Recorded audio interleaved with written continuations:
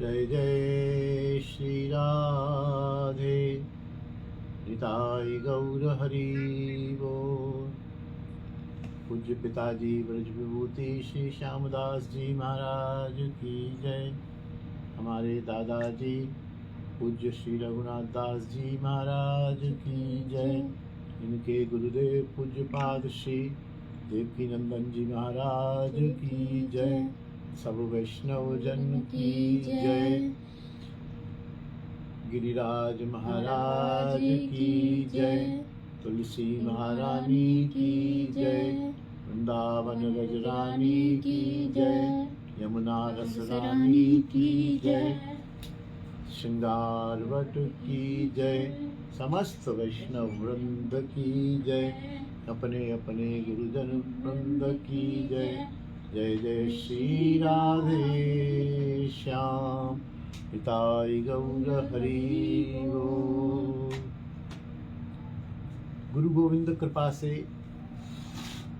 पूज्य पिताजी के चरित्र का अनेक दिनों से रसास्वादन चल रहा है। कल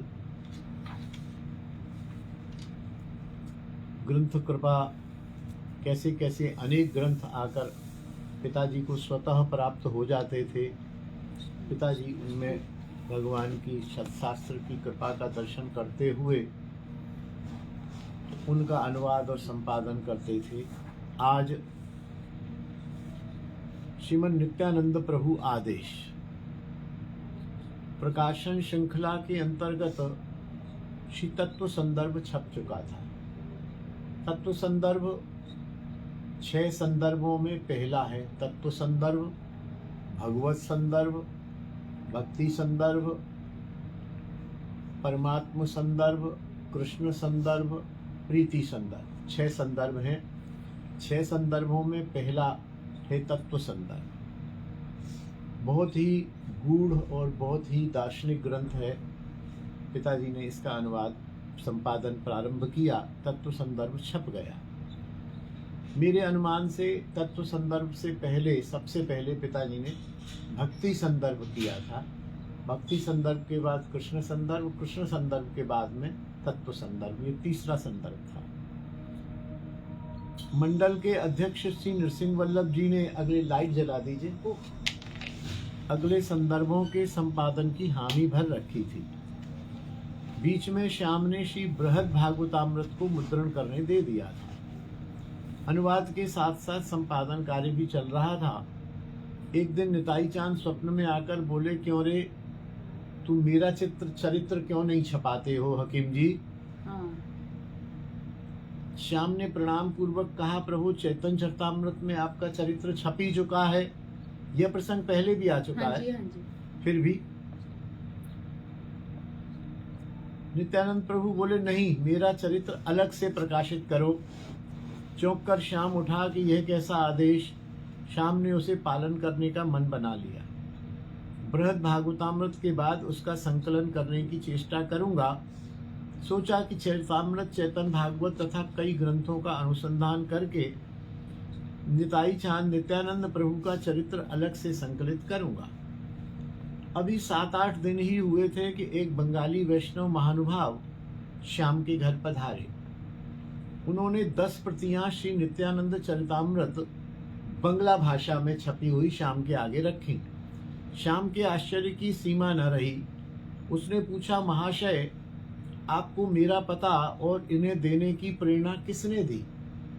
वे बोले, शोध संस्थान गया था, उन्होंने आपका पता दिया और कहा यह आप हकीम जी को देके आइए।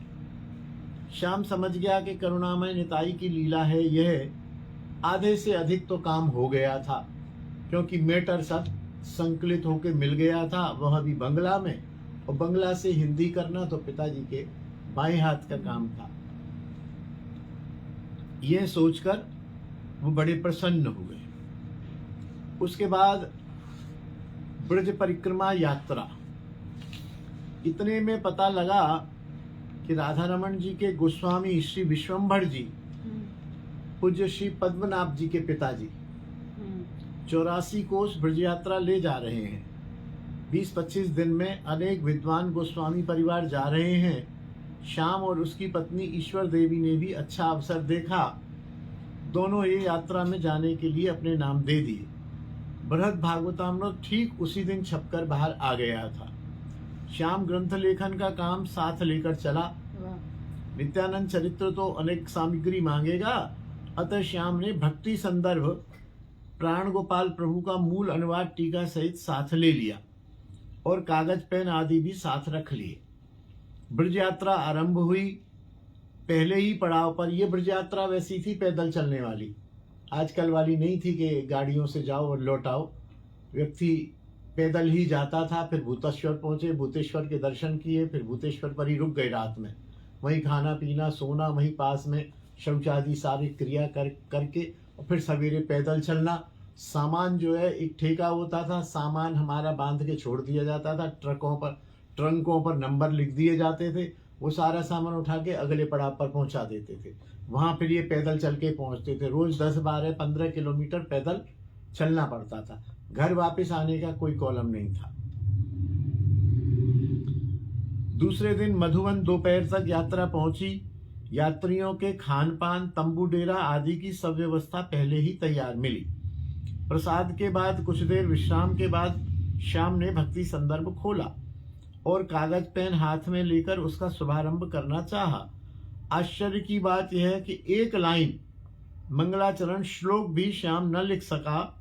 श्याम को तो ऐसा कुछ प्रभु कृपा से फिर अभ्यास था कि बंगला का पढ़ना उसका अक्षर से अनुवाद तो अति सहज था, परंतु उस दिन क्या कि श्याम बार बार श्लोक देखे, अनुवाद देखे, व्याख्या पढ़े, परंतु एक वाक्य, एक पंक्ति भी न लिख सका। बुद्धि कुछ भ्रांत सी हो गई। इतने में तो संध्या हो गई। सब कुछ समेटकर श्याम ने रख दिया कि कल या परसों गिरिराज में 3 दिन का पड़ाव है, वहां आराम से भक्ति संदर्भ को आरंभ करूंगा। रात को स्वप्न में वही करुणामय निताई चांद दोबारा आए। क्यों श्याम, तुझे याद नहीं है? मेरी आज्ञा का पता नहीं है? तूने फिर दूसरा ग्रंथ प्रारंभ करना चाहा है? तू मेरा चरित्र क्यों नहीं लिख रहा है? श्याम उठ बैठे एवं समझ गए। विनम्र होकर बोले, मैं आपकी कृपा पाकर उसे अवश्य लिखूंगा। यहाँ यात्रा में साधन नहीं है। तीसरे दिन गिरिराज में यात्रा पहुंची। प्रसाद पाकर दोपहर पीछे श्याम ने ग्रंथ आदि झोला से बाहर किए। इतने में वृंदावन के अनेक गोस्वामी वृंद, अवध बिहारी कपूर आदि श्याम के तंबू में पधारे। अति सौभाग्य की बात थी, परस्पर भगवत चर्चा करते संध्या हो गई। ग्रंथ खोल ही न सका और श्याम ने मन ही मन ठान लिया कि निताई चांद का पालन नहीं होगा तो वे दूसरा काम नहीं करने देंगे। सो नहीं हुआ। सारी यात्रा करके श्याम घर आ पहुंचा, परंतु भक्ति संदर्भ झोले में ही विश्राम करता रहा। इसका हेडिंग दिया है राजी राजी गैर राजी। मतलब राजी राजी, एक बार स्वप्न से तुम नहीं माने तो दोबारा स्वप्न दिया, दोबारा आदेश दिया और आदेश ही नहीं दिया। दूसरा ग्रंथ 40 दिन में यात्रा लौट के आई थी। 40 दिन में एक पेज भी पिताजी को भक्ति संदर्भ का लिखने नहीं दिया निताई चांद महाप्रभु ने। इस प्रकार निताई चांद के आदेश से श्याम ने फिर निताई चांद पुस्तक का संपादन किया। प्रकाशित होने के बाद फिर भक्ति संदर्भ का काम आरंभ किया। जिसकी एक पंक्ति भी समझ न आती थी, वह सारा ग्रंथ महाप्रभु कृपा से संपादित हुआ, प्रकाशित हुआ।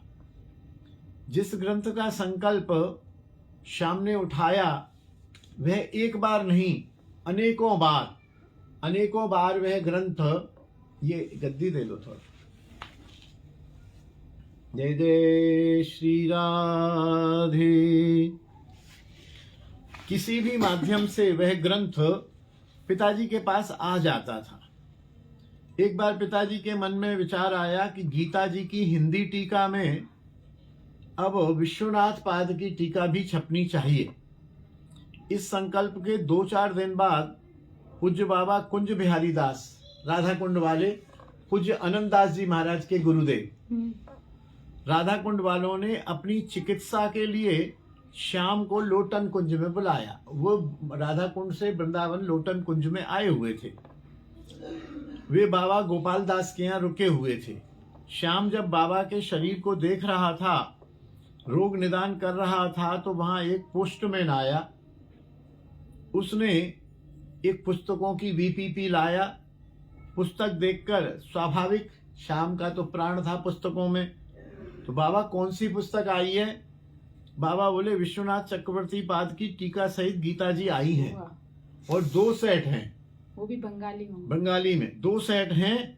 एक आप लेना चाहें तो आप ले सकते हैं। श्याम का मन भीतर से पुलकित हो उठा।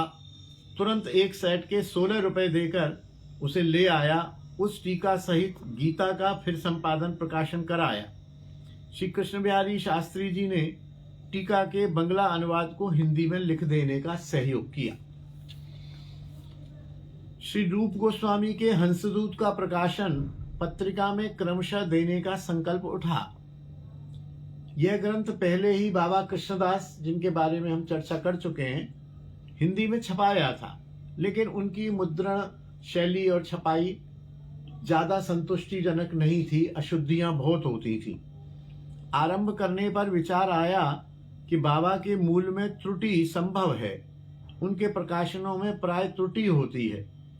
8 पेज पत्रिका में छप गए, किंतु मन में यही बात श्याम सोचता रहा कि कहीं से शुद्ध ग्रंथ मिल जाता हंसदूत का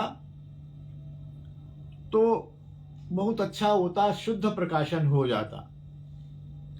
एक दिन लाइब्रेरी में पुस्तकें जैसे आती थी पिताजी के पास, तो वो रखते जाते थे। फिर महीने 2 महीने में उन पुस्तकों पे नंबर डाल के उनको सेट करते थे। तो बोले मैं उनको सेट करने गया, और वहां गया, देखता क्या है कि पुरी गोस्वामी द्वारा प्रकाशित हंसदूत की प्रति उन कागजों में पड़ी हुई है। कहां से आई कुछ समझ नहीं आई, कौन रख गया आज तक पता नहीं है। प्रेस से पता किया कि किसी ने ये पुस्तक छपाई है, दी है, ये पुस्तक तुमने रखी है, कहां से आई है कोई पता नहीं है। पुस्तक ऐसी लगती थी कि कहीं प्रेस से आई है, कंपोज के चिन्ह है, पुरानी है। अतः कहना होगा कि जब किसी पुस्तक का संकल्प उठता, वे प्रभु कृपा से अपने आप बिना मांगे श्याम के पास पहुंच जाती थी। अनेकों हैं, और लिखा है। और तो और हरिनाम में क्रमशः भक्त चरित्र देने का संकल्प उठा। भक्तमाल के अनेक संस्करण पिताजी के पास थे, किंतु सोचा यदि कल्याण का भक्त अंक कहीं से मिल जाए तो और भी अच्छा होगा। ठीक तीसरे दिन दिल्ली से डालमिया जी ने एक प्रति भक्त अंक की नई भेज दी, जो उन्होंने दोबारा प्रेस में छपाई थी उन्हीं दिनों। इस विषय में पिताजी लिखते हैं कि न तो कभी मुझे पता था कि कोई अंक छप रहा है, न श्याम ने डालमिया जी से कोई बातचीत ही की इस विषय में, न कोई जिक्र था। भक्तमाल पिताजी के इच्छा करते ही प्रकट हो गई। इसी प्रकार चैतन्य चरितामृत के छपने के बाद हर तरह से ग्रंथ अपने आप आने लगे। एक दिन एक किसी मंदिर के पुजारी का लड़का भक्तिरसामृत सिंधु तथा उज्ज्वल नीणमणि श्री हरिदास द्वारा संपादित बंगला श्याम के पास लेकर आया और बोला, ये मेरे पास पुस्तकें हैं, पिताजी की हैं, मुझे तो समझ आती नहीं है, बंगला में है, मैं तो इन्हें रद्दी में बेचूंगा, आप रद्दी से कुछ ज्यादा पैसे मेरे को दे दो तो आप ले लो। पिताजी बहुत प्रसन्न हुए और पिताजी ने उस पुजारी बालक को एक्स्ट्रा रद्दी से 2-3 गुने पैसे देकर दोनों ग्रंथ ले लिए। भक्तिरसामृत सिंधु आने पर पिताजी ने उसका संपादन किया। अब बीच में 1-2 फिलर ले लेते हैं। एक ये लिखा है, सहजता एवं सामंजस्य। आपका जीवन अत्यंत सहज था, हर परिस्थिति में सामंजस्य बैठाने में आप अति कुशल थे। हमारे परिवार में मांस मदिरा तो बहुत दूर, आज तक एक भी बालक प्याज तक नहीं खाता है।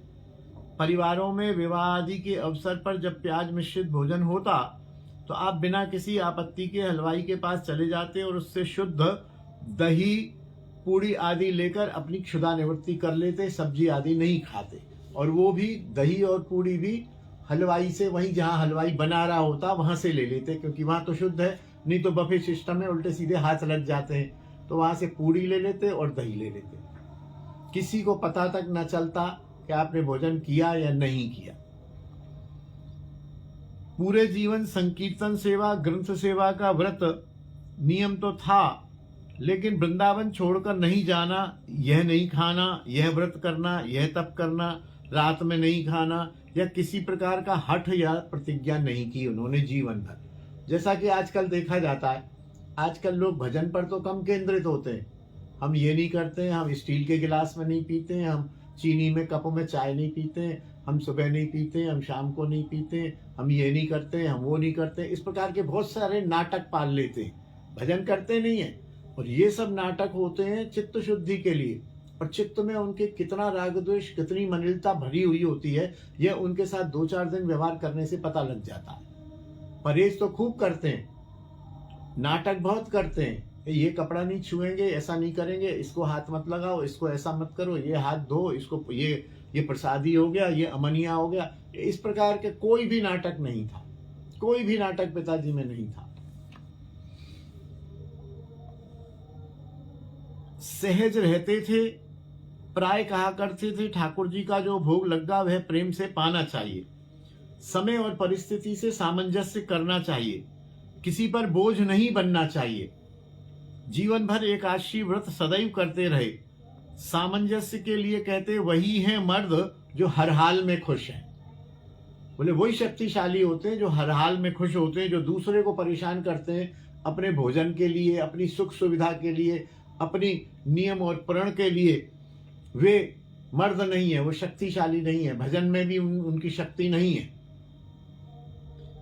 और वो कहते थे कभी घी घना, कभी सूखा चना, कभी वह भी बना न बना। अर्थात कभी तो चकाचक मजा आ रहे हैं, घी की पराठियां मिल रही हैं, सब्जी मिल रही है, पनीर रसा खा रहे हैं, ये खा रहे हैं, वो खा रहे हैं। कभी कहते थे सूखा चना, जो मिल गया वो पालो। और कभी कहते वो भी बना ना बना, पता नहीं वो सूखा चना भी मिला ना मिला। सदैव प्रभु की कृपा की बाट जोते हुए उनके ध्यान भजन जीवन में लगाना चाहिए। इन बाह्य उपायों में बहुत ज्यादा केंद्रित नहीं करना चाहिए। स्मरण रखो, संस्कृत का श्लोक है, उसका हिंदी अनुवाद है, सदैव प्रभु को याद रखो, यह तो विधि हो गई। और कभी भी प्रभु को मत भूलो, यही निषेध हो गया। यदि इतना पालन कर लोगे तो और किसी विधि निषेध पर केंद्रित होने की ज्यादा जरूरत नहीं है। पालन तो करना ही है, लेकिन कई लोग उसी विधि निषेध पर ही पालन करते हैं, उसी में ही फंसे रहते हैं। इसी पर मुझे पिताजी के मित्र थे हमारे श्री सच्चिदानंद जी, पंजाब से शरीर था श्यामा रमण जी, जिसको पिताजी के पधारने के बाद मैं अपना शिक्षा गुरु मानता था। और उनके पुत्र श्री उपेंद्र जी वशिष्ठ भी हमारे साथ हैं फेसबुक पे, प्राय वह रोज सुनते हैं। एक बार उनसे अनेक अपने मित्रों की मैंने दीक्षा भी कराई। तो एक बार हम 10-20 लोग पुरी गए। उस दिन एकादशी का व्रत था। सुबह हमें 4 बजे करीब दिल्ली हवाई अड्डे पहुंचना था। तो हम लोग रात्रि में 12-1 बजे यहाँ से गाड़ियों से दिल्ली हवाई अड्डे पहुंचे, 4-5 बजे। दूसरे दिन द्वादशी थी। तो द्वादशी के लिए मैंने उनसे पूछा, मैंने कहा महाराज जी आपका तो द्वादशी है, पारण कैसे करोगे, तुम लोग कैसे करोगे? महाराज जी हम लोग तो हवाई जहाज में 6-7 बजे जब 8 बजे बैठेंगे तो हवाई जहाज में कुछ जलपान मिलता है, हम तो पालेंगे, हम तो पाते हैं, आप तो पाते नहीं हो।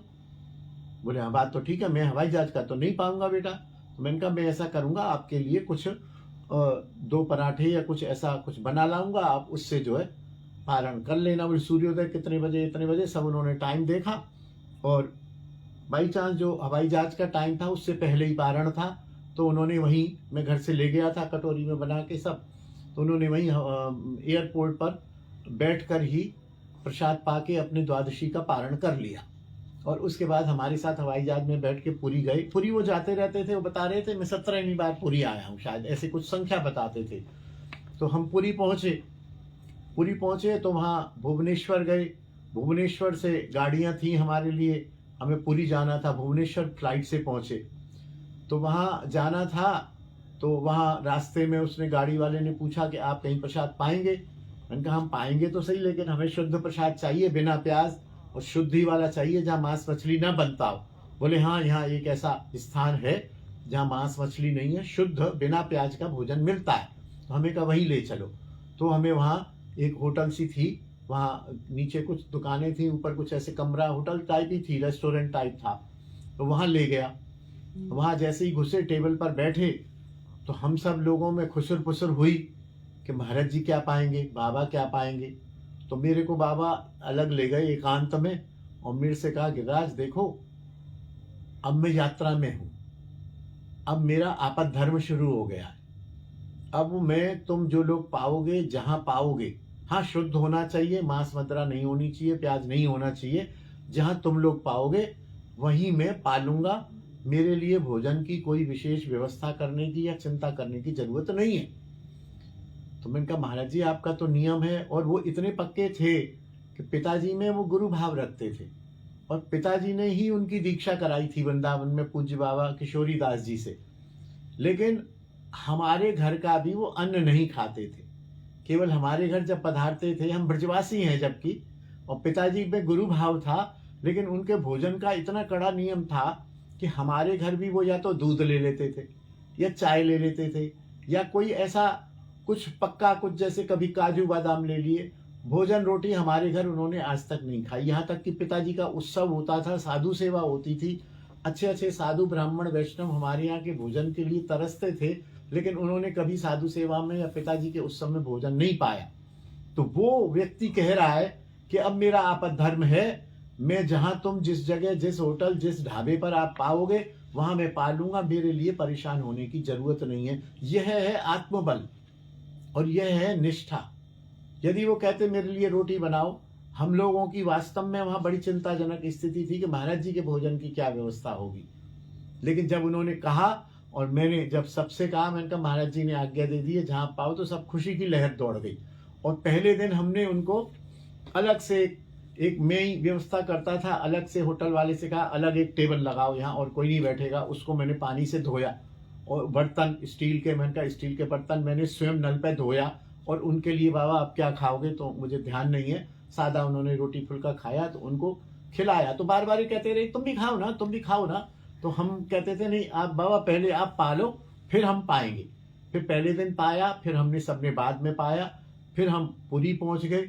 पुरी में एक इस्कॉन का रेस्टोरेंट था, वहाँ प्याज का तो कोई सवाल नहीं और मांस मछली का तो कोई स्वप्न में भी सवाल नहीं। वहाँ फिर वो कहते थे कि देखो ये नाटक मत करो, यहाँ ये आपद धर्म है, मैं यात्रा में आया हुआ हूँ, यात्रा में मैं जो जैसा भोजन मिलेगा मैं पालूंगा, शुद्ध तो होना ही चाहिए, लेकिन ऐसा नहीं कि मैं घर की रोटी पाऊंगा या यहाँ नहीं पाऊंगा, ऐसा नहीं। इससे आप लोगों की यात्रा बिगड़ जाएगी, आप लोगों की भक्ति भजन में बाधा नहीं देना चाहता हूं मैं अपने नियम के कारण, मैं पालूंगा, मैं पचा लूंगा। बाद में वो बैठ के जहां जैसे मंदिर में, जगन्नाथपुरी में मंदिर में, इधर उधर जहां जैसे था, उन्होंने प्रसाद के लिए कोई नाटक ही नहीं किया। जैसे हम पाते थे वैसे वो पाते थे। मैंने उनसे जीवन में इस विषय में मैंने उनसे काफी कुछ सीखा। और प्रारंभ में मैं भी भोजन में कुछ नाटकबाजी करने लगा था। जब से उनके साथ रहा तब से मेरे को ये भोजन की नाटकीयता मैंने भी समाप्त कर दी। सहजता में सहज बने सो मीठो होय। सहजता से जो है, केंद्र हमें भोजन पर नहीं करना है, केंद्र हमें भजन पर करना है। हमारा भजन पर तो ध्यान नहीं है। अब भोजन में हम ये नहीं खाते, ये नहीं खाते, थाली में नहीं खाते, स्टील में नहीं खाते, चीनी में नहीं खाते, ऊपर बैठ के नहीं खाते, नीचे बैठ के नहीं खाते, इधर हाथ धोएंगे, इधर पैर धोएंगे। भजन में कोई ध्यान नहीं। जितना ध्यान इसमें दे रहे हो उससे ज्यादा ध्यान यदि भजन में दें, यदि भजन हमारा पुष्ट होगा, तो ये सब ऐसे ही है जैसे गंगा में जो है एक नाला मिल गया तो उसका कोई पता नहीं चलता। और हम लोगों की स्थिति है कि हम भजन नहीं करते और भोजन का नाटक करते हैं। वो सामर्थी पुरुष थे। हम साधकों को ध्यान रखना चाहिए, ऐसा नहीं है कि हम विधि निषेध ना करें, लेकिन वो सामर्थी पुरुष यदि हम हैं तो उन्हें यह भी ध्यान था कि मेरे साथ जो मेरे शिष्य या लोग आए इनको कष्ट होगा, इन्हें परेशानी होगी। तत्सुख सुखित्व के कारण उन्होंने अपना यह नियम छोड़ दिया। और जब वापसी हम बैठे भुवनेश्वर से फ्लाइट में, बहुत मजे की बात, और दिल्ली उतरे तो मेरे से बोले गिरिराज इधर आओ। उनका जी जी बाबा। बोले देखना ये सब मेरा आपद धर्म था। अब तू ये नहीं समझना मैं तेरे घर जाके रोटी खा लूंगा, तू जहाँ खिलाएगा वहाँ खा लूंगा, पंगत में खा लूंगा। मेरा फिर रेगुलर धर्म वृंदावन पहुंचते ही शुरू हो जाएगा। तो इस बात का तू ध्यान रखना। कहीं यूं के पुरी में तो आपने खा लिया था होटल में, तो वृंदावन में भी होटल में खा लूं। मैं बिल्कुल नहीं खाऊंगा, मेरा दोबारा नियम शुरू हो जाएगा। इतने परिपक्व थे। तो खैर,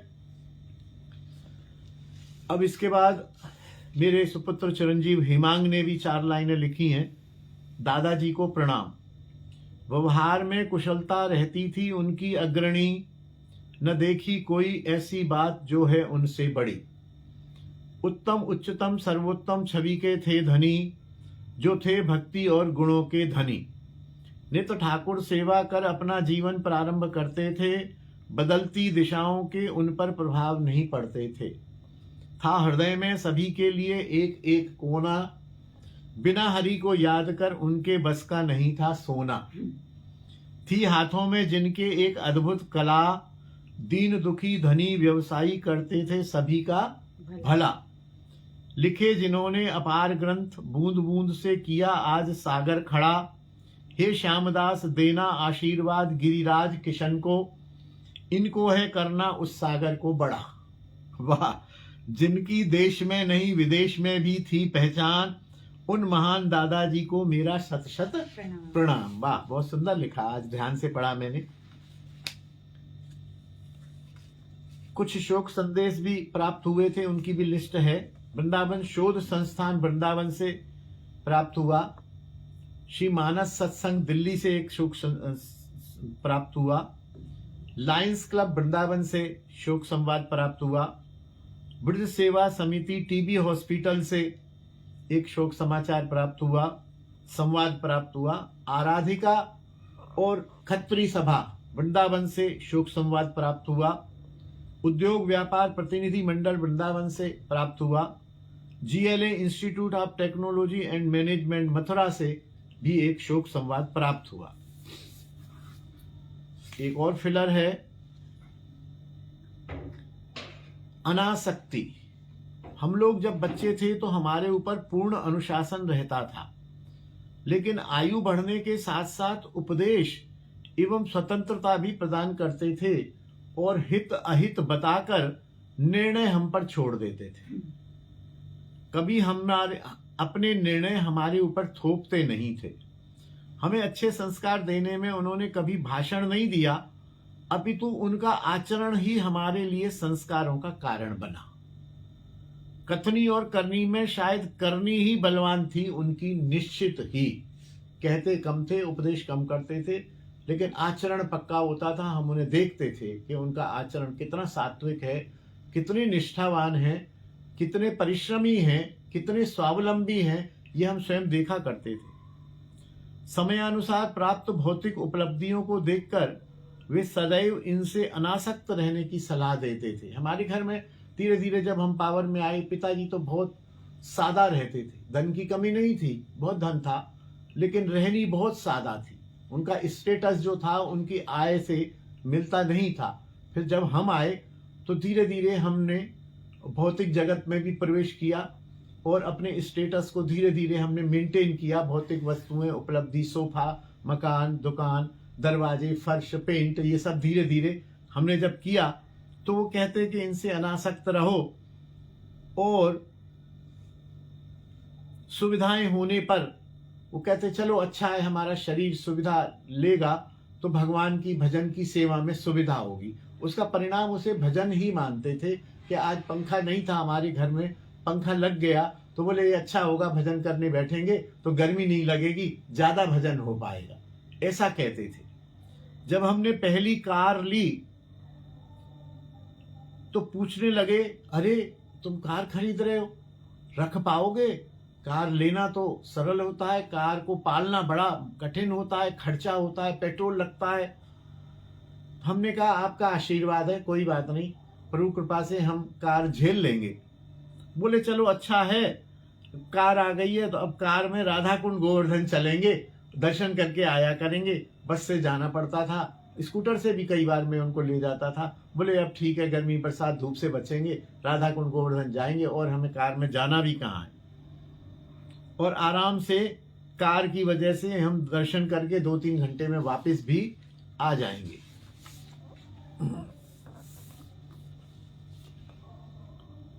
एक और शोक संवाद है। कोई श्री DN मदान साहब हैं दिल्ली के। श्री हरिनाम के विशेषांक में पढ़कर मुझे घोर मानसिक पीड़ा हुई जिसका शब्दों में वर्णन नहीं किया जा सकता। परम पूज्य श्री श्यामदास जी हमारे बीच नहीं रहे। नहीं, मेरा मन नहीं मानता वह तो हमारे बीच हैं। कौन कह सकता है वह चले गए हैं।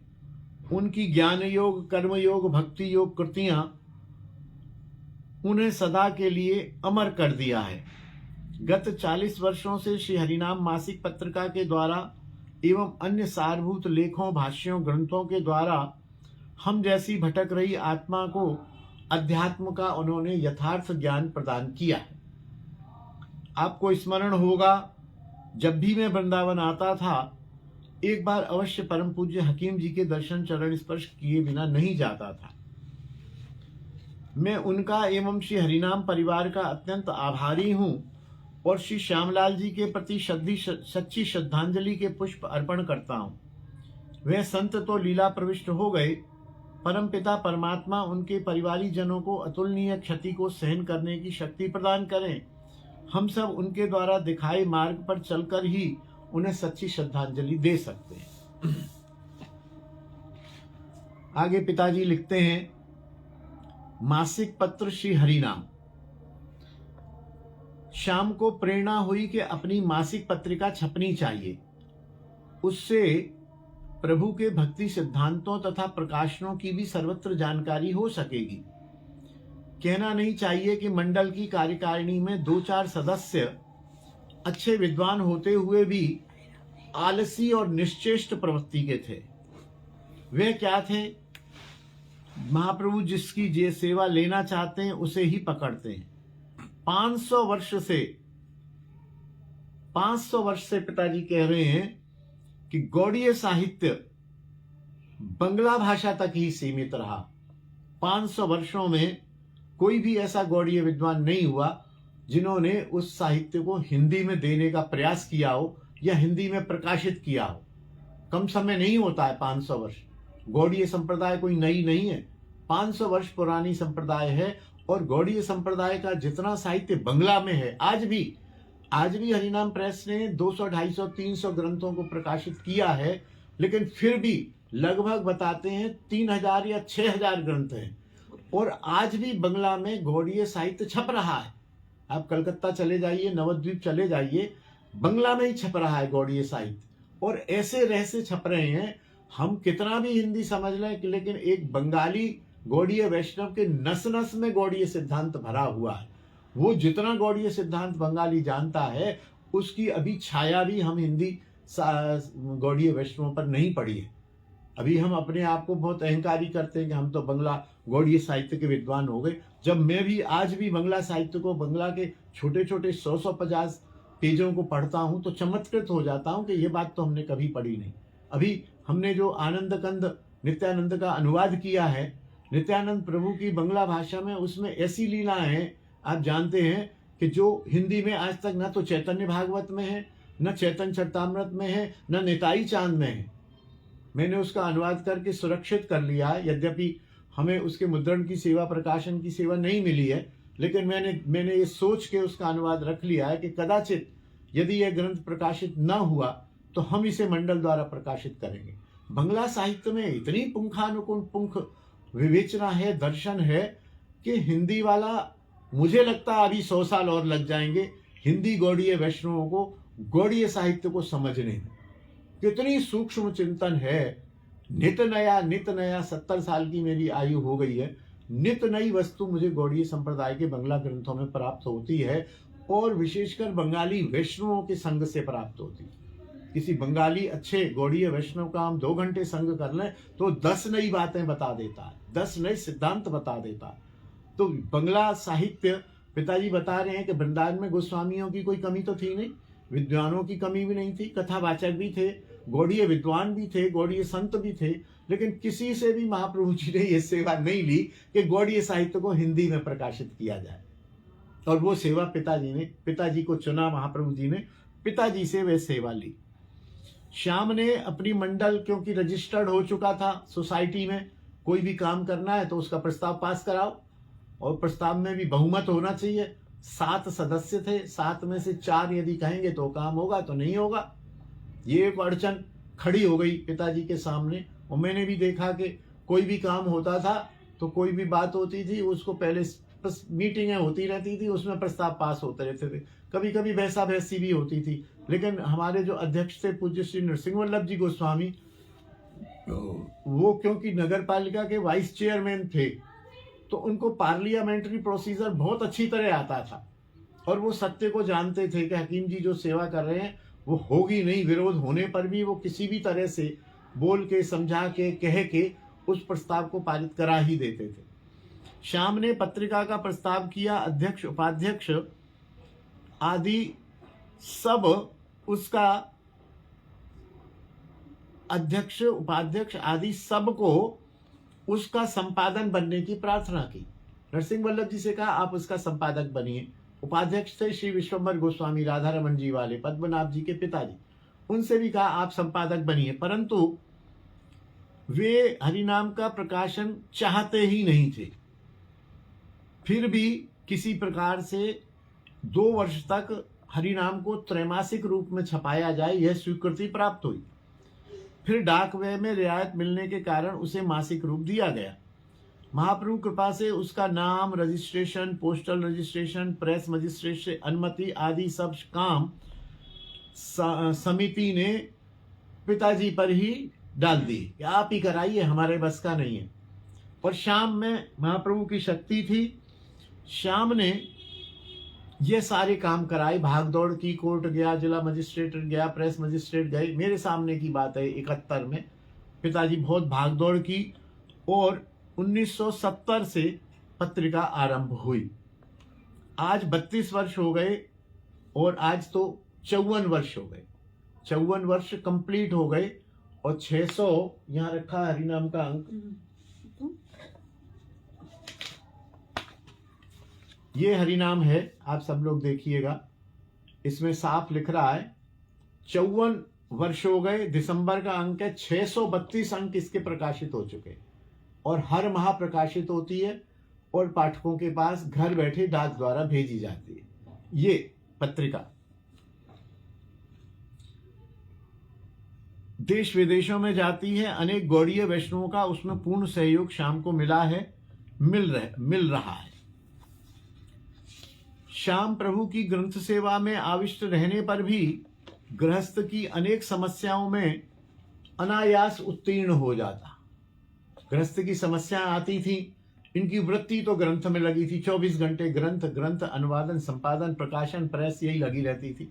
लेकिन फिर भी वो कहते हैं मेरी गृहस्थ की समस्या आती थी, मैं सोचता था ये काम कैसे होगा, लेकिन प्रभु सब समाधान मेरे गृहस्थ का कर देते थे। अनन्यास चिंतयन्तो मां ये जना पर्युपासते तेषाम नित्याभियुक्ता नाम योग क्षेमम वहाभ्य। लेकिन शर्त है इसमें, अनन्यास चिंतयन्तो मां, अनन्य रूप से जो मेरा भजन करता है, ये नहीं कभी मेरा भजन करे, कभी धन का भजन करे, कभी स्त्री का भजन करे, कभी पुत्र का भजन करे, उसका नहीं। और योग का मतलब जो अप्राप्त है उसे प्राप्त करा देते हैं, और जो है उसको कुशल पूर्वक रखते हैं। योग क्षेम का ये अर्थ है। ये पिताजी पर पूरा श्लोक लागू होता है। डेरा गाजी खान में पिताजी के साथ 1.5 मास अकेला अस्पताल में उनकी सेवा में रहा। गृहस्थ का सारा कार्य प्रभु ने पीछे संचालित किया। 1.5 महीने कोई कमाने वाला मुख्य व्यक्ति चला जाए घर से, समझिए ठाकुर ही सारी व्यवस्था की है उनके पीछे से। विभाजन के बाद वृंदावन में CFC हॉस्पिटल में 19 दिन रहा पिताजी के साथ। हमारी माता के ऑपरेशन में 17 दिन अकेला तीर्थराम अस्पताल में रहा। बेटे बेटियों परिवारीजनों का पूर्ण सहयोग रहता था। बड़ा सुपुत्र नित्यानंद जयपुर गया अपनी लड़की से मिलने, वहां उसकी बहन भी रहती थी। वहां अचानक उसे ब्रेन हेमरेज हुआ, बेहोशी की हालत में वल्लभ अस्पताल में उसके पास लड़के की बहू के साथ 17 दिन अस्पताल में रहा। 17 दिन। अच्युतानंद गोविंद नामोच्चारण से उसे पूर्ण स्वस्थता प्राप्त हुई। दिल्ली में तसल्ली के लिए जब उसका सीटी स्कैन की रिपोर्ट और जयपुर के पर्चे ऑल इंडिया के ब्रेन स्पेशलिस्ट को दिखाए तो वह इतना कहकर चकित रह गया कि आप बड़े भाग्यशाली हैं, नहीं तो ऐसा मरीज ठीक नहीं होता है। श्री महाप्रभु श्री गोविंद जहां अपनी सेवा में श्याम को व्यस्त रखते थे, वहां सांसारिक व्यग्रता में भी श्याम का साथ नहीं छोड़ते थे। अपने दामाद के ब्रेन ट्यूमर के ऑपरेशन के समय जिसे कुवैत से हवाई जहाज में वेलूर लाया गया है, श्याम को हवाई जहाज से अपनी लड़की को वहां लेकर जाना पड़ा। वहां 8 दिन अस्पताल में रहा। दुर्भाग्य से उसका ऑपरेशन के बाद वहीं देहांत हो गया। हमारी गोपी बहन जी जो हैं उनके पति। इस प्रकार श्याम का अस्पतालों का दुखद काल अनेक बार आया। इतना ही नहीं, श्याम को स्वयं आगरा में अपने कैंसर का ऑपरेशन कराना पड़ा। गृहिणी ईश्वर देवी का हर्निया ऑपरेशन कराना पड़ा, जिसके बाद वह जलोदर रोग से पीड़ित होकर 21/4/2000 को ब्रजलीला में प्रविष्ट हो गई। सारांश यह है कि इस प्रकार की आदि व्याधियों कर्मभोग रूप में अनेक बार आई, परंतु सबका भोग करते हुए श्याम का आत्मबल नहीं हारा, क्योंकि महाप्रभु श्री निताई गौर ने उसे अपनी सेवा के लिए एक तुच्छ सेवक के रूप में रखा था और उसका सारा दायित्व, सारा सुख दुख, सारी विपरीतताएं निताई गौर ही संपन्न करते थे और उसे साहस देते थे। अभी समय है, थोड़ा सा और बढ़ा लेते हैं। हेडिंग दिया है, यह कैसा वेश। पाकिस्तान की कृषि जमीनों का मुकदमा छोटे चाचा प्रीतम दास ने चलाया। 2 छोटे भाई एक तरफ और 2 बड़े भाई ईश्वर दास और रघुनाथ दास दूसरी तरफ। पल्लवल बल्लभगढ़ के बाद गुड़गांवा के केस में श्याम को जालंधर जाना पड़ा। प्रीतम दास के जिम्मे था कि वह रिकॉर्ड पेश करें। उन्होंने झूठा लिखकर दे दिया था कि रिकॉर्ड नहीं आया। श्याम के वकील ने प्रेरणा की कि अगर रिकॉर्ड आ गया है और उसकी प्रतिलिपि मिल जाती है तो हमारी सफलता निश्चित है। पेशी अगली पेशी में 3 दिन थे। श्याम चंडीगढ़ से एक सज्जन के नाम पत्र लेकर जालंधर गया। वह सज्जन दूसरे दिन रिकॉर्ड ऑफिस में श्याम को ले गया। वहां मिलिट्री का पहरा था। उस सज्जन ने कहा, आप मेरे पीछे गेट से चले आना, किसी से कुछ बात न करना। प्रांगण में प्रवेश कर वह सज्जन पता कर लाया कि रिकॉर्ड तो आ गए हैं। उसकी प्रतिलिपि के लिए आवेदन लिखा श्याम ने। वहां डेरा गाजी खान के अनेक परिचित व्यक्ति श्याम से मिले। उन्होंने बताया, हम कई चक्कर लगा चुके हैं पर नकल रिकॉर्ड नहीं मिले हमें। आपकी तीसरे दिन पेशी है, आप क्या समझते हैं आपको रिकॉर्ड की कॉपी मिल जाएगी? भूतो न भविष्यति। बोले बिल्कुल नहीं मिलेगी, आप चले जाइए वापस और अपनी पेशी को देखिए। श्याम को बड़ी निराशा हुई, फिर भी उसने अधिकारी से एक बार मिलने की सोची। वह अधिकारी सरदार था। चपरासी से पूछकर श्याम उसके पास पहुंचा। श्याम के माथे पर गौड़ीय तिलक था, गले में तुलसी कंठी थी, कंधे पर एक शॉल और हाथ में एक थैला। सरदार जी को हाथ जोड़कर श्याम ने अपना प्रार्थना पत्र आगे किया। सरदार जी ने उसे पढ़ा। फिर श्याम को पैर से सिर तक ऐसे करके देखा। बोले, आप कहाँ रहते हैं? श्याम ने बताया, मैं वृंदावन में रहता हूं। जालंधर में संभवतः श्याम जैसी वेशभूषा का व्यक्ति उन्होंने पहली बार देखा था। उसने श्याम को रोका और फोन से क्लर्क को पता किया कि पाकिस्तान से ये रिकॉर्ड आया है कि नहीं। क्लर्क ने कहा, हाँ ये रिकॉर्ड आ गया है। सरदार ने प्रार्थना पत्र पर नकल नवीस को ऑर्डर दिया कि इन्हें आज शाम तक रिकॉर्ड की नकल दे दी जाए तुरंत, इसमें भूल नहीं होनी चाहिए। मुझे भेजा कि आप वहां अमुक आदमी को जाकर यह पत्र दो।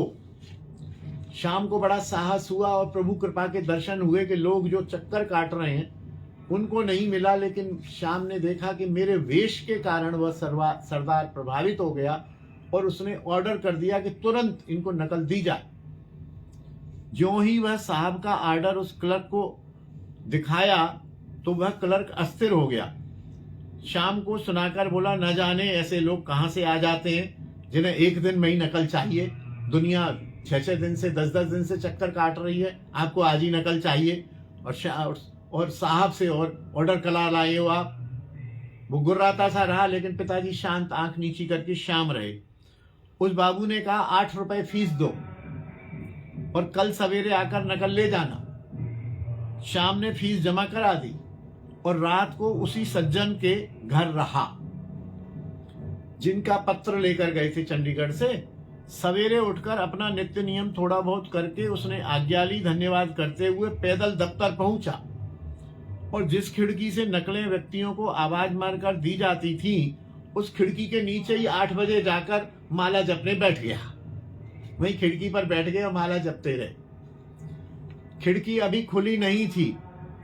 समय पर बाबू ने खिड़की खोली। जैसे ही बाबू ने खिड़की खोली, शाम उठकर उसके सामने खड़ा हो गया। चौंक कर बाबू बोला, अरे भाई, रात को घर भी गए थे कि नहीं गए थे? यहीं सोए थे? कल से तुमने हल्ला कर रखा है, सबसे पहले तुमको नकल चाहिए। अब मेरी खिड़की खोलते ही तुम टिक्का लगा के गले में कंठी लेके जाने कहां से आ गए हो?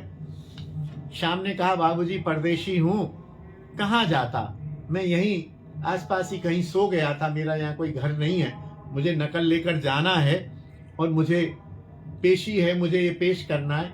मैं बहुत परेशानी में हूं। बाबू ने तुरंत हंसते हुए बोले, ये लो तुम्हारी नकल तैयार है। मैं रात को नकल तैयार करके ही ऑफिस से गया था। ये लो, ये पकड़ो नकल। बाबू ने नकल दे दी। शाम सीधा रेल से गुड़गांव पहुंचा। लालचंद के घर, वकील लालचंद के घर सवेरे ही जाकर पेशी के दिन रिकॉर्ड की नकल पेश की। वह तो उछल पड़ा, बोला, श्याम, तू तो जा, तेरे कोर्ट में पेश होने की भी जरूरत नहीं है, केस तो हम जीत गए। तू कहे तो तुम्हारे चाचा प्रीतम दास को जेल करा दूं, क्योंकि उन्होंने कहा था मेरे नाम में नकल मिली है और वो कागज दिए नहीं थे, झूठ बोला था। झूठे लिखे बयान उसने कोर्ट में जमा कराए हैं। श्याम ने कहा, वकील साहब, अब वो जो भी हैं, जैसे भी हैं, वो मेरे सगे चाचा हैं। आप ऐसा कभी भी मत करना। उन्होंने जो किया वो भरेंगे।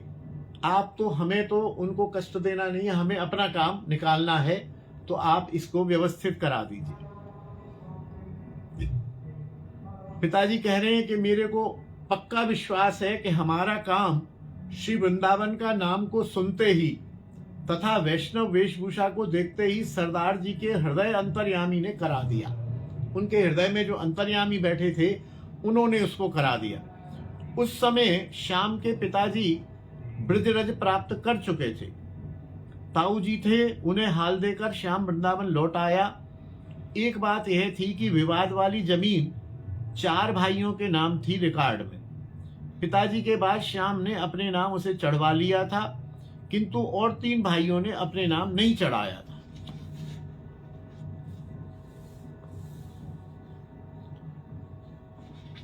इसी को आगे बढ़ाते हुए कहते हैं कि यहां भी हार खाने पर हमारे चाचा ने हाई कोर्ट चंडीगढ़ में अपील दायर की। यथा समय हाई कोर्ट से श्याम के नाम नोटिस आया। श्याम का नाम ही पैरवी करने के लिए अधिकृत था। श्याम को अनुभव था नहीं, वह चंडीगढ़ पहुंचा। उन दिनों की बात है जब पाकिस्तान से युद्ध चल रहा था। अंबाले के घंटाघर पर बम गिराया गया था। ब्लैकआउट 144 धारा लग रही थी। वहां पता लगा कि आपको अभी सूचना दी है, 3-4 साल बाद आपकी पेशी का नंबर आएगा, अभी से कहां घूम रहे हो आप, तभी सम्मान मिलने पर आपको हाजिर होना है। श्याम लौट आया। इस दीर्घ काल में ताऊ जी ईश्वरदास, बीच के चाचा चंदूलाल भी स्वर्गवासी हो गए। समय पर 3 वर्ष बाद सम्मान आया। श्याम ने सोचा जाना पड़ेगा। चंडीगढ़ में 2-1 ऐसे महानुभाव थे जो वृंदावन के प्रेमी और सम्मेलनों में आते जाते थे। उनका श्याम के प्रति स्नेह था। श्याम ने एक महानुभाव को लिखा कि मेरी पेशी है, मैं अमुक दिन चंडीगढ़ आ रहा हूं। जाने के एक दिन पहले रात को कुछ ऐसी प्रेरणा भगवान ने श्याम को दी कि तुम किस झगड़े में पड़ गए हो। भगवान ने तुमको धाम दिया, धाम में मकान दे दिए, व्यापार दे दिया, प्रेस दे दी, पुत्र दे दिया, डॉक्टर दे दिया, किस झंझट में पड़ गए हो तुम? किसने कहा ये? पिताजी ने स्वयं सोचा, प्रेरणा हुई।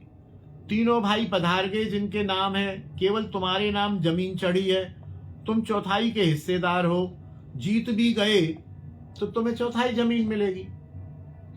वृंदावन की सेवा, ग्रंथ प्रकाशन, सेवा में अंतराय, फिर गिरह से खर्च, श्याम ने चंडीगढ़ जाना कैंसिल कर दिया और दूसरे दिन एक पत्र भी चंडीगढ़ डाल दिया। परंतु उस सज्जन ने पेशी के दिन एक वकील के द्वारा उपस्थित होकर श्याम की तरफ से कोर्ट की पैरवी कर दी। 4 दिन में हक में फैसला हो गया। उसने फैसले की प्रतिलिपि कराकर एक व्यक्ति से श्याम को भिजवा दी जिसकी स्वप्न में भी आशा न थी। श्याम विस्मित रह गया। सम्मेलन हो रहा था। वे मित्र श्याम को पंडाल में मिलने आए। केवल कृतज्ञता के श्याम उनसे कुछ भी न कह पाया। श्याम ने वह फैसला रख दिया। प्रीतम दास का शरीर भी जाता रहा।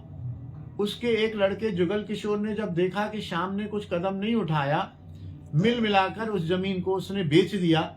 जो उसे मिला होगा वही जाने। श्याम ने न फिर देखा न गया, ऑर्डर होने के बावजूद भी। इस प्रकार यहां प्रसंग शेष होता है और 1-2 फिलर्स हैं, उनको पढ़ देते हैं। विवाह हो या जन्मदिन, श्री हरिनाम संकीर्तन का एक कार्यक्रम हमारे यहाँ अवश्य होता है। जीवन पर्यंत प्राय 1 घंटे के हरिनाम संकीर्तन में प्रतिदिन जाते थे। बुधवार को 8 से 10 तक होने वाले संकीर्तन में उनकी दृढ़ निष्ठा थी। उनका नागा कभी नहीं होता था। हम लोग बच्चे लोगों का नागा भले ही हो जाए। अनेक ग्रंथों का संपादन करने पर भी बुधवार को अपने पौत्र संजय से नियम से विभिन्न ग्रंथों का पाठ भी वह अवश्य श्रवण करते थे। हरिनाम संकीर्तन में उनकी ऐसी निष्ठा थी कि इसे वे सर्व साधन सार मानते थे। हमारी माताजी जब शरीर छोड़ रही थी तो सभी परिवारजनों ने कहा कि जोर से उच्च नाम संकीर्तन करो, इसे नित्य लीला में जाना है, जो एकमात्र केवल संकीर्तन से ही संभव है। नाम संकीर्तन चल रहा था। आप अचानक उठे और बोले, अरे गोपी चंदन लाओ, इसे 12 तिलक लगाना है। बिना वैष्णव वेश के, बिना 12 तिलक के ये लीला में कैसे जाएगी। शीघ्र ही हथेली पर चंदन रगड़ा और अंगों पर माधवाय नमः, केशवाय नमः आदि कहकर 12 अंगों पर तिलक लगाया। संकीर्तन चल रहा था। देखते ही देखते प्रसन्न मुद्रा ने मां में लीला में प्रवेश किया। ऐसे में न प्रसन्न होते बनता था न रोते बनता था। एक और प्रसंग है। शास्त्रों में जहां भगवत भक्त के लक्षण गिनाए गए हैं, वहां एक प्रमुख लक्षण है अव्यर्थ कालत्व, मतलब एक भी क्षण को व्यर्थ नहीं करना। यह गुण पिताजी में कूट कूट के भरा था। जहां तक बिस्तर की बात है, बिस्तर पर उतनी देर ही रहते जितनी देर नींद में है। यदि नींद नहीं आई तो लेटना उनके शब्दकोश में नहीं था। वो कभी बिस्तर पर लेटे रहे हों, ऐसा हमने कभी नहीं देखा। प्रारंभ में अपनी आयु में वे कागज पेन बिस्तर पर ही रखते थे। यदि 3 बजे नींद खुल गई तो कुल्ला किया और ग्रंथ लेखन में लग गए। कागज पेन ग्रंथ उनके बिस्तर पर रहता ही था। परिवार आदि में जब विशेष अवसरों पर रिश्तेदार जुड़ते तो सभी के साथ बैठते थे, हालचाल लेते थे, मिलते मिलाते थे। परिवारी जन आपस में बहुत दिन बाद मिलने इधर उधर की ग्राम वार्ता करते ही हैं। उस ग्राम वार्ता के बीच पता नहीं आप कब उठ के चले जाते थे। बहुत दिन बाद ध्यान आता था, बहुत देर बाद कह रहे पिताजी बैठे थे, कहाँ गए? तो देखो तो अपने कमरे में ग्रंथ का काम हो रहा है। एक क्षण भी वह व्यर्थ नहीं करते थे। किसी भी समय केवल लेटे हुए या खाली बैठे हुए मैंने तो कम से कम उनको कभी नहीं देखा। पूर्ण वृद्धावस्था में भी अपने समय को श्रवण एवं माला में व्यतीत करते थे। हाँ, वैष्णव जन के साथ भगवत चर्चा में घंटों व्यतीत कर देते थे। कोई वैष्णव आ जाए, चर्चा हो जाए तो वो ग्रंथ भी छोड़ देते थे और भजन भी छोड़ देते थे, माला भी छोड़ देते थे और भोजन भी छोड़ देते थे। 2 बजे उनके भोजन का समय है, कोई वैष्णव बैठा है तो उससे ये नहीं कहते थे अब मैं भोजन करूंगा, आप 1 घंटे बाद आना। उससे बात करते करते फिर 3:30 बजे भोजन करते थे और ये हम जानते थे, उन्हें हम डिस्टर्ब भी नहीं करते थे। यह सत्संग है, यह प्रभु की चर्चा है जो कि दुर्लभ है। प्रसाद तो मैं बाद में भी पालूंगा, प्रसाद कहां जा रहा है। एक और बात इसमें लिख रही है, आवे जावे नारद का तुम राज करते रहो। ये बात वो प्राय कहते थे।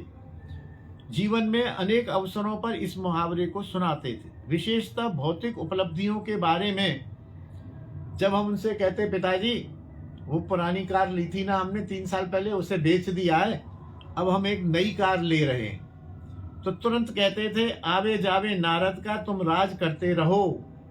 यानी यह जो धन संपत्ति है यह प्रभु की है, तुम उसकी कृपा का अनुभव करो, इसमें आसक्त मत हो, इसमें अहंकार मत लाओ, इसमें अभिमान मत लाओ कि अब हमने नई कार ली है, हम पैसे वाले हो गए, हम कार वाले हो गए, ऐसा अभिमान मत लाओ।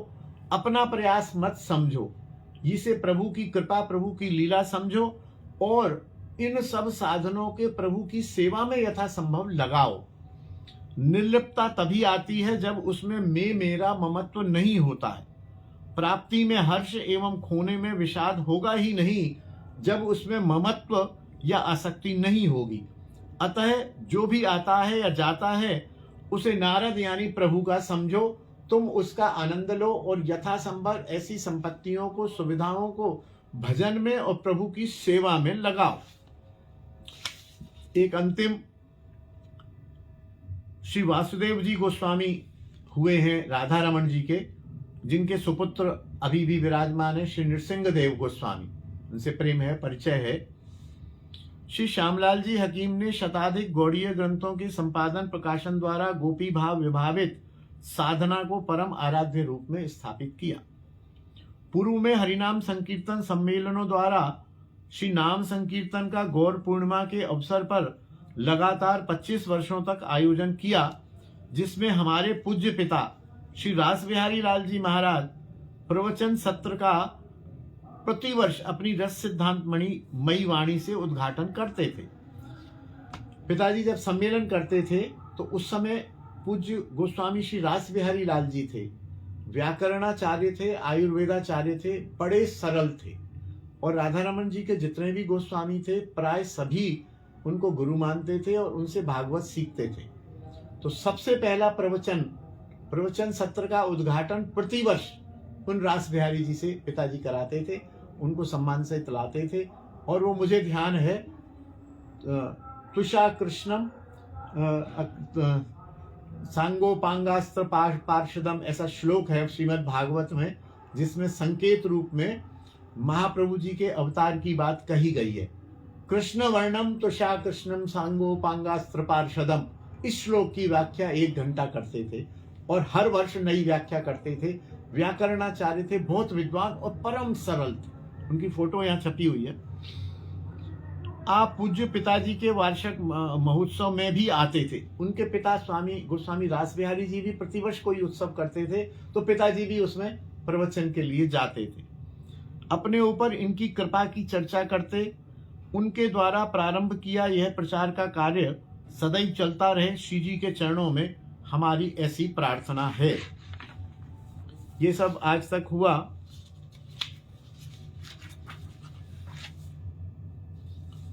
ये भी हो गया, अव्यर्थ कालत्वम हो गया, हरिनाम संकीर्तन हो गया। अब यात्रा पर यात्रा अगला प्रसंग है। ग्रंथ प्राय समाप्ति की ओर है। इसमें अंत में पिताजी के कुछ पद हैं और 10-20 इसमें ऐसे मैसेज हैं बड़े बड़े जो अनेक विद्वानों ने हमें दिए थे। अभी समय है तो अब यात्रा पर यात्रा का प्रसंग हम कल प्रभु कृपा से, पिताजी की कृपा से श्रवण करेंगे।